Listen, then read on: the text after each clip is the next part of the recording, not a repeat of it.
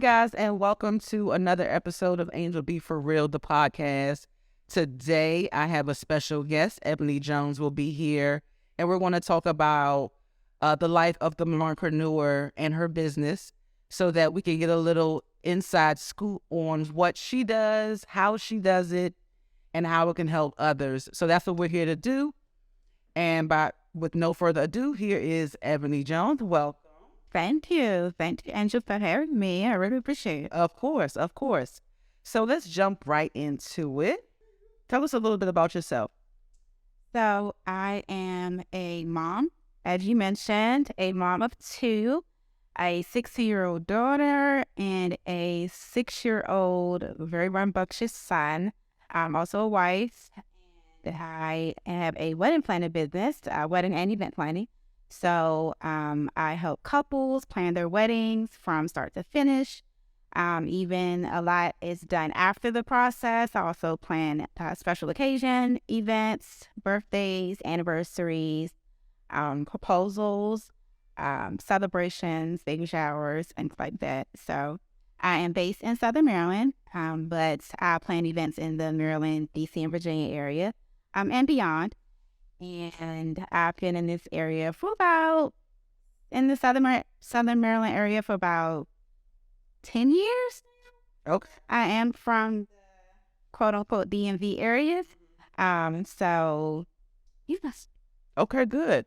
So when did you decide that you wanted to start a business? So it was always in me. I feel like my mom put that in me ever since probably high school. I knew that she wanted to be an entrepreneur and own her own business. Okay. So I felt like that's where I was supposed to end up, is being an entrepreneur. Although, life takes you on so many different paths and journeys, jobs and corporate and things like that. Really, ever since high school, I knew that I wanted to be an entrepreneur. Okay. So like most of us who felt that same way, you knew, you just didn't know how at that time. You just knew at some point, like, I know I want this in my life. Exactly. Okay. And I think that's the hardest part for entrepreneurs, even especially back then. Years ago, there was no social media. Right. There was probably some books that you can read. The internet was barely popping like that, Okay, kids. So we was around before the internet started popping. Right. Definitely, obviously, no social media. What was it, like MySpace or something like that? And, you didn't see people becoming entrepreneur. Right. So, like I said, didn't know how, I guess your only really, biggest teaching, I guess, at that time for me, I felt like people was pushing like the college. Yeah. Was the way you figured out how to be whatever you wanted to be. Like, so I thought that would be my path to entrepreneurship, because my first passion was fashion design.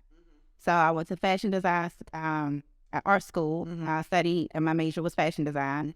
So with the path to be have my own fashion design label and company, which would have been me being an entrepreneur. Still. Yes. So that was my first path, and then thinking that college was the way to do that. Because nobody tells us that you can be an entrepreneur without going to college. Now, mind you, I want my kids to go to college if they choose. But I'm not going to be the parent that's going to make them go. Because if I would have known then what I know now, yeah, I did try school, but, I could have been a real estate agent at 18 and instead of 30-something. Yeah. They don't teach you how to be. They teach you the fundamentals of probably business, economics, and, things you can take in a corporate world without being a boss. Right. They don't teach you how to be a boss. They don't teach you how to grow something from the ground up in the personality traits and the requirements as an individual that you need to be a boss or, even an entrepreneur, so. I know what I noticed with my kids, well, at least my older ones, who's your daughter's age, they are taking coding and finance classes, right? So I don't remember any finance class when I was in school. Like I don't remember them teaching us besides how to identify coins, like what to do with money And I know that my oldest daughter, Maya, she takes classes now in the 10th grade that are budgeting and business classes that is part of their requirement to graduate. It is. So, I mean, I think that helps breed entrepreneurs at a younger age. I mean, college is where, I mean, there's a lot of entrepreneurs that have degrees. I'm not knocking it. I'm just saying that, you know, when you think about it, I'm glad you said that, you know, even though your goal was, let me go to college because I still want to be an entrepreneur, that's not going to limit you if you don't go to college. Yeah. Awesome. Awesome. So how long have you been in business? So my car business, My Stylish Events. My Stylish Events, guys. You hear that? That's the name of her company. Yes. Events, not plural. Oh, no, sorry. Sorry. My Stylish Event. Yes. Okay, that's the name of her company. So I started My Stylish Event in 2018, toward the end of 17. Okay. And that was actually probably my third, I don't want to say attempt, but my third time starting my business. Okay. I originally had a event planning business with my mom. Okay. And that was, my daughter was like 2 at that point. What's that? It was a very long time ago. Yeah. And I think I did it again maybe 2000 and maybe when my daughter was like 5. I did it on my own at that point because my mom said I went to culinary school. She was trying to, she was previously in culinary school and she, you know, did culinary, had a culinary catering business and stuff like that. So I did it on my own again. Okay. And then in 2018, I said to myself, I was looking for like extra money or ways to make extra money. And I was thinking about, you know, what if I'll be an estheticianist, or what about if I forgot some of the other things I was thinking about to make extra money. And I said to myself, I started a business. I still had my tax ID stuff. You know, I had already had that set up from previously. Why am I not doing what I have always wanted to do, which was event planning? I had started it before. Why am I not doing it now to make the money that I want to make? Because obviously you love doing that because you did it over and you tried it again. Yeah. And I like that you said it wasn't, you don't want to call it really an attempt. You just started it again. Yeah. Which means that it may not happen the first time. Yeah. You may have to rebrand, relaunch. Exactly. All of that. Rebrand and relaunch. Exactly. And, you know, even in business, you still rebrand yourself. You continuously rebrand yourself. You know, I just recently rebranded my business. I didn't change my name like I did the first time, but you're going to continuously rebrand yourself anyway, right? As a business. But yes, so 2018 into 2017 is when I launched My Stylish Event. And you've stuck with that. You've been doing that ever since. Yes. Fantastic. So why do couples need a wedding planner advisor? Why do they need you?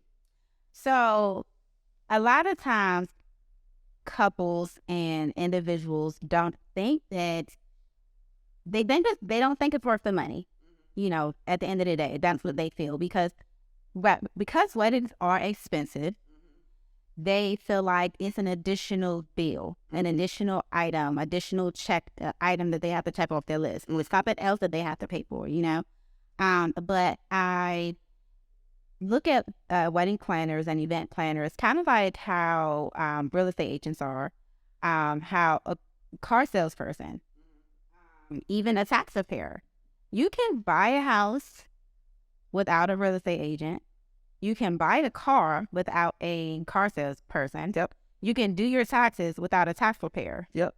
But as you know, as a professional real estate agent, the mishaps, the loss of money, the loss of time, and the not having the professionalism or the knowledge behind some of those things that a client can miss without using a professional.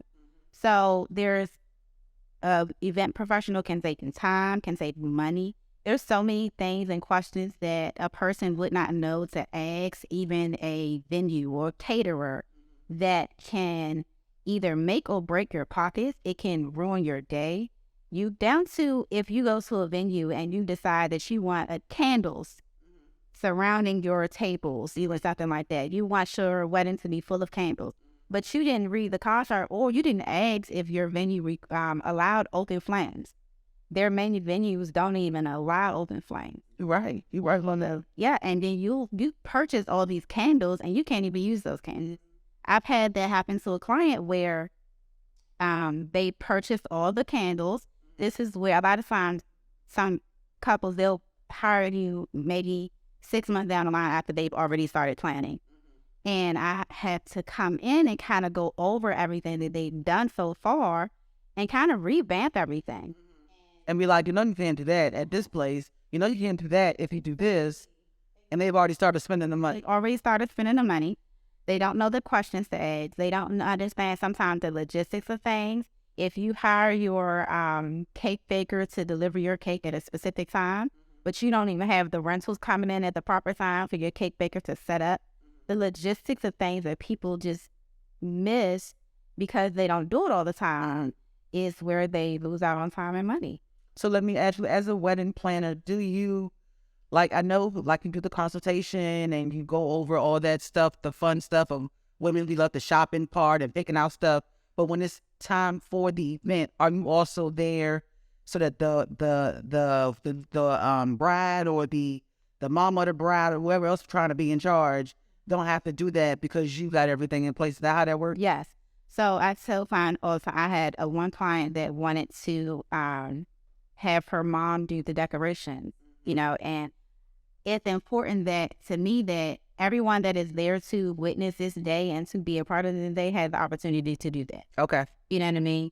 And it's my job to make sure that all the logistics are in place so you don't have to be that. Good. You don't have to be in charge. You're paying me to run the show. And I want to make sure that you have the space to enjoy the people that you're around, enjoy the people that are wanting to celebrate the special day with you and your family, because it's a long day. And there's a lot of logistics that people have no clue what's going on behind the scene. And that's the goal. That's my goal, is to be sure that they don't know what's going on behind the scenes. They don't know that the cake is falling. Yep. Yep. But things happen. So yes, I am the first one to arrive. And usually the bride is probably getting up in the morning, probably at 7, 8 a.m. and getting their makeup done. But the venue on site, I'm the first person to arrive and the last person to leave, me and my team. I know that's right. Yes. And that's what you need, because if you try to do it yourself, what can happen will happen in any business. It definitely happens in real estate. What can happen will happen. So if you taking it on yourself or a family member who is not in the business or knowledgeable of how to take care of it without your guests finding out or ruining the bride's day, then that holds so much value. Not to mention, if you spent money before you get a wedding planner to do it, that money could have been towards the wedding planner. Exactly. They say that your biggest cost is food, and then your next biggest cost should be your wedding planner, because we're taking everything and doing everything from start to finish, putting everything together. Do you all hear that? Your biggest expense will be your food and beverage, and then your wedding planner. It should not be that other stuff. Yeah. Because the wedding planner will take care of that little stuff to make sure it's right and make sure you have the right pricing for those things. It may even save you some money where you can tip the wedding planner. That's what we're trying to do, is do a tip. Okay. That's what we try to do.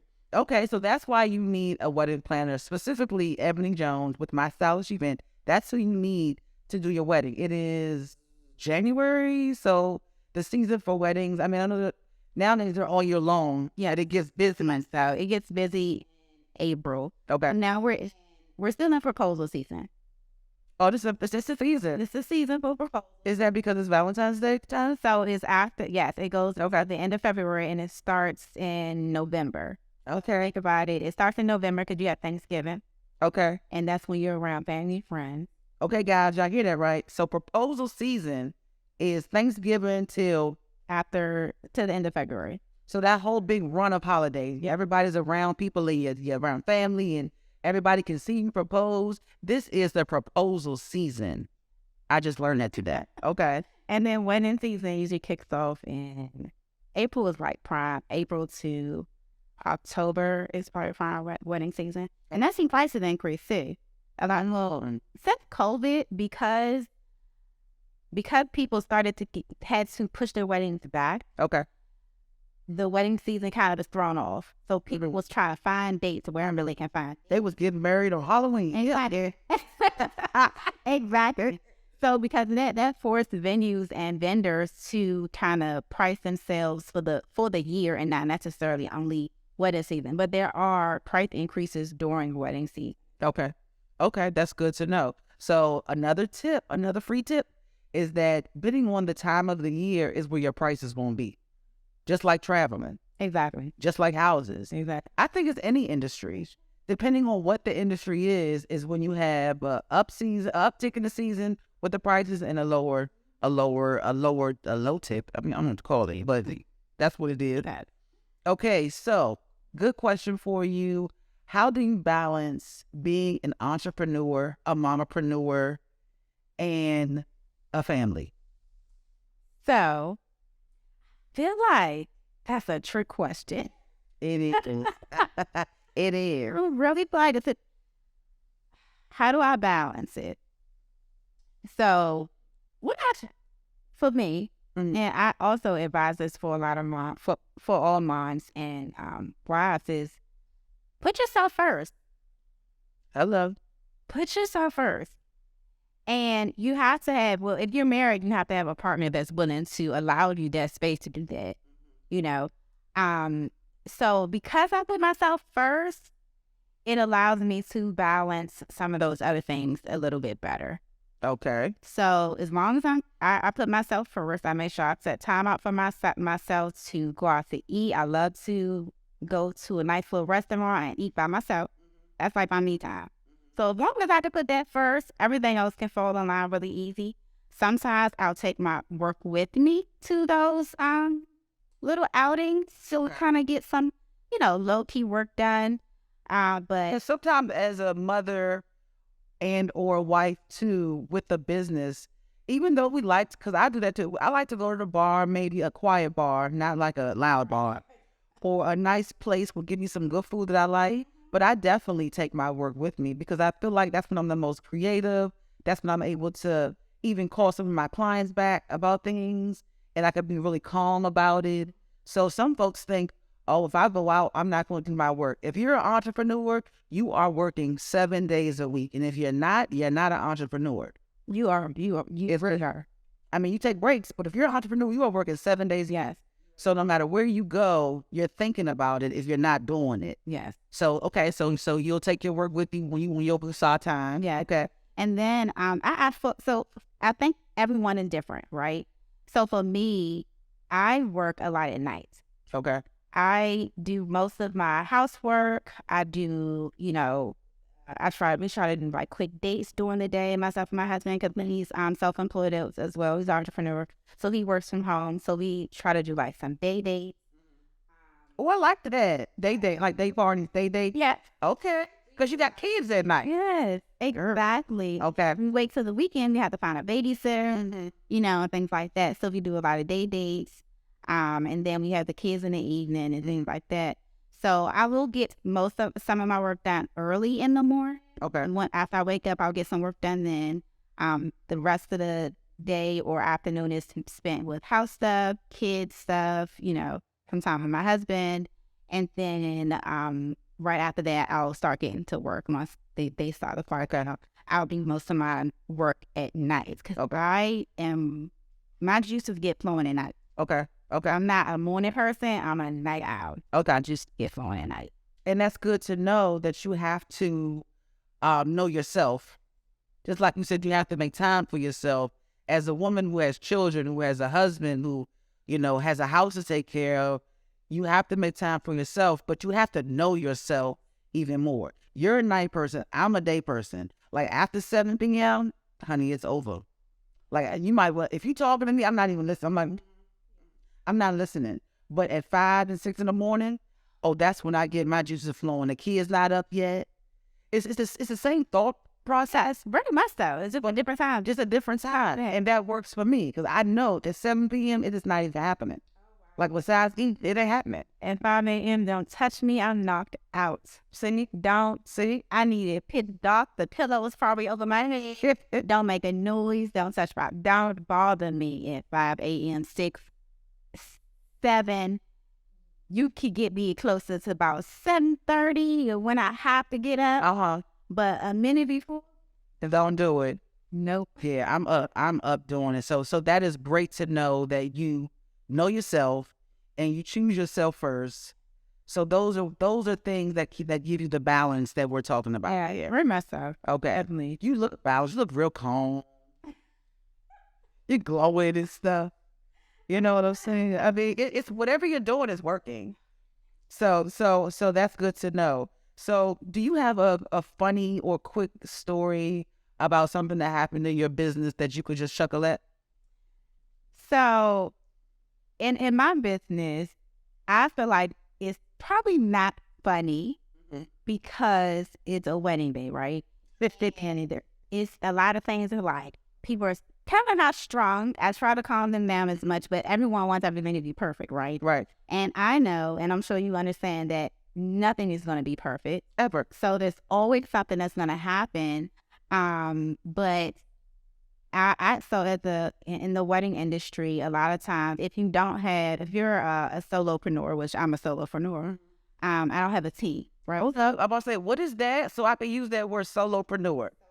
So that means you're a one-man show. Yeah. One-man show. Yeah, exactly. Okay. Solopreneur. I don't have a team. Okay. There are some wedding planners and event planners that actually have a team. Like they're on payroll and things like that. But usually for us, we contract out other wedding planners. Okay. So I would hire a wedding planner to assist me on the day of. So I'll have a team of 2, but they also have their own businesses, and I do the same thing as well for them. And I would create relationships, have elections, refer people to each other and things like that. So let me ask you real quick. By being a solopreneur and able to contract out, is it cost effective by you knowing that you're a solopreneur right now? It is. Okay. Okay. Because I would think a payroll would cost you more. Oh, yeah. Okay. Oh, yeah. I one day I will, of course, want to be at the point where I have my own. Absolutely. And I'm sure most of the wedding planners that I do know, at some point they started out the same wedding. Right. You got to start from the bottom usually. Yes.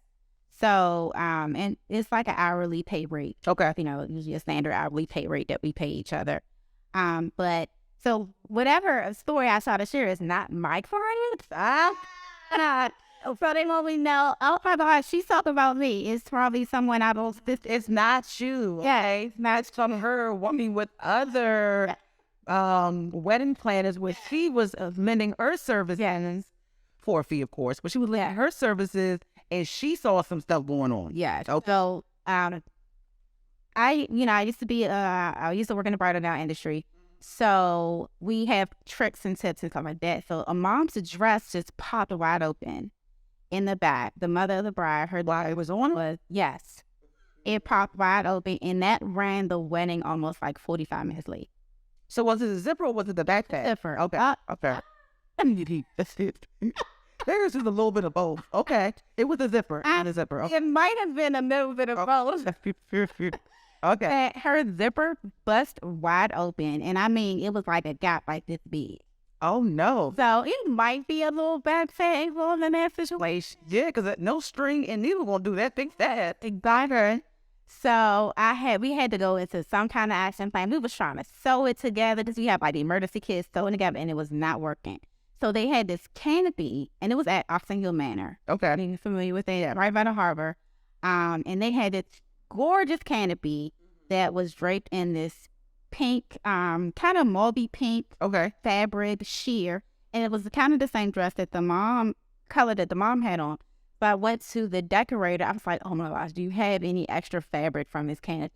Not from the canopy. At this point, it was almost dark outside. It was an outside wedding. Okay. It was, again, 45 minutes late because this mom could not get her dress together. She wasn't even getting married though, y'all. Oh, she wasn't, but and then I choose man walking the bride down. I don't remember. She was in the wedding. In the wedding. Okay. The mom and the daughter's not about to be like, okay, mom, you can sit this one out. Right. So while we are sitting there waiting, we're ripping fabric off of the canopy.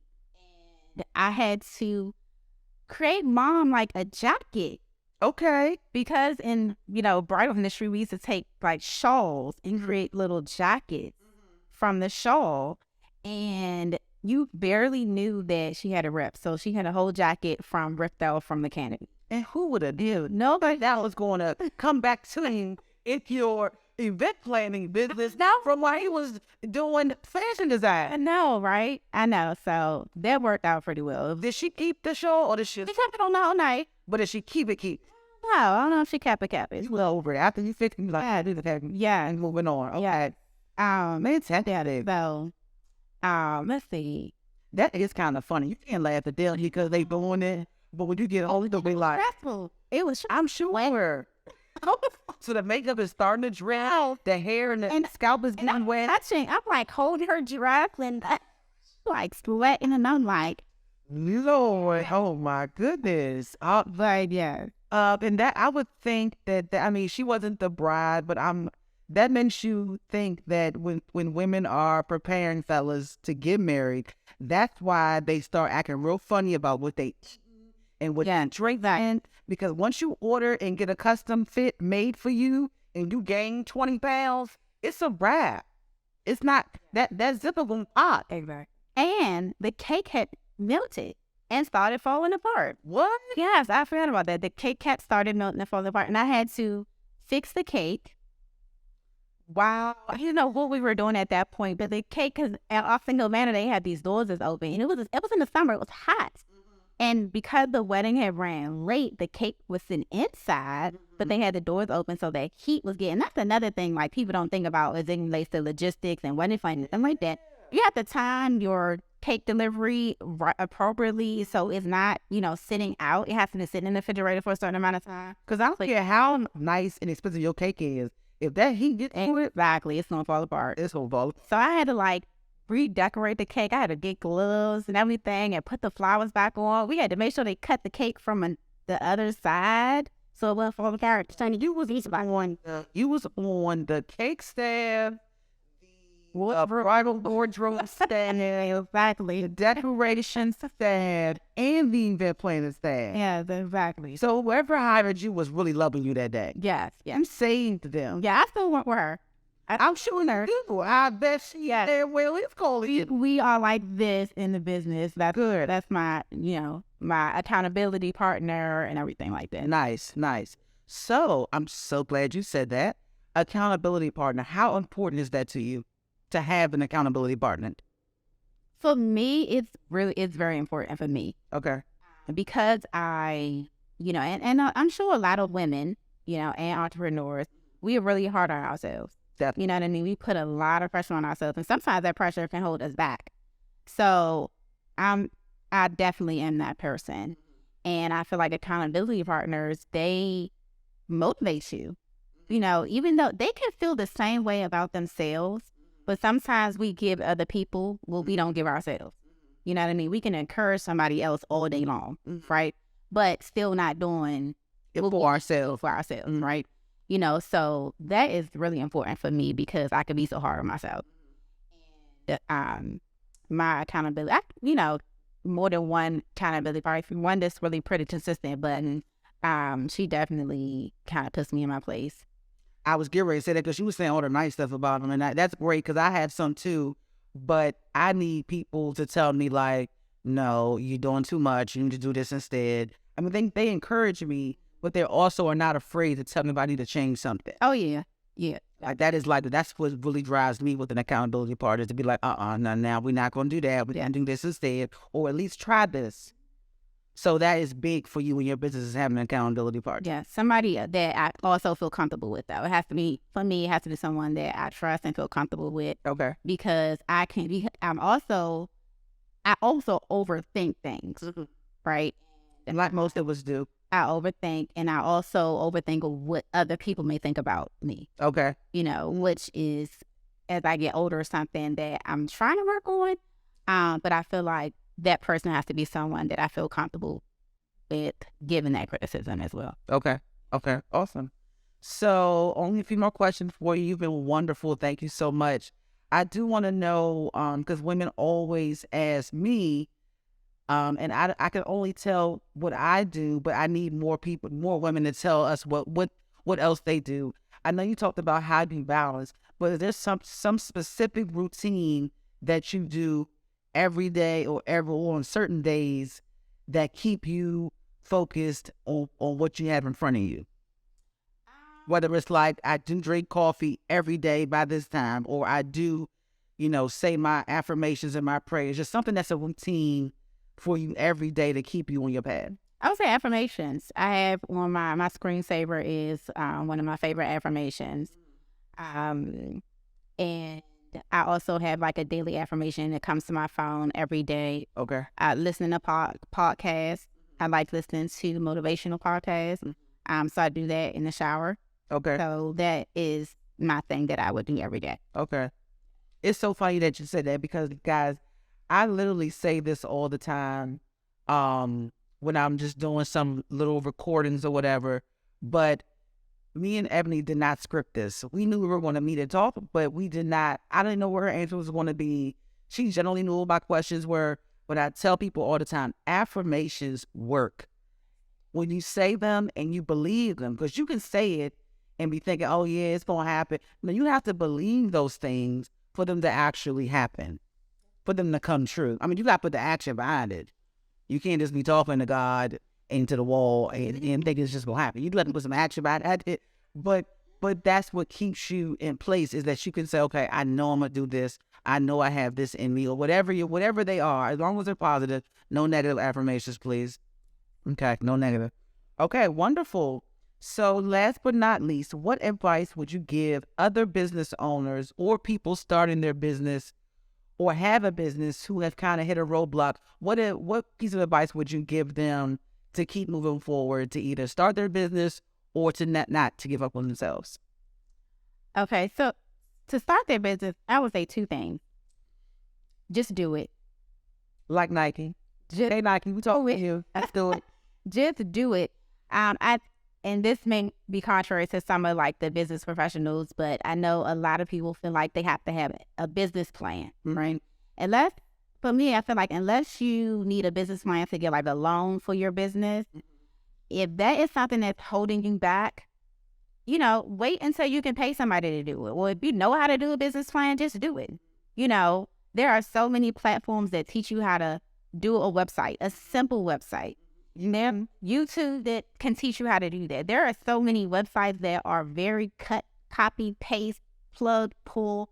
If you need a website to just start your business, do it.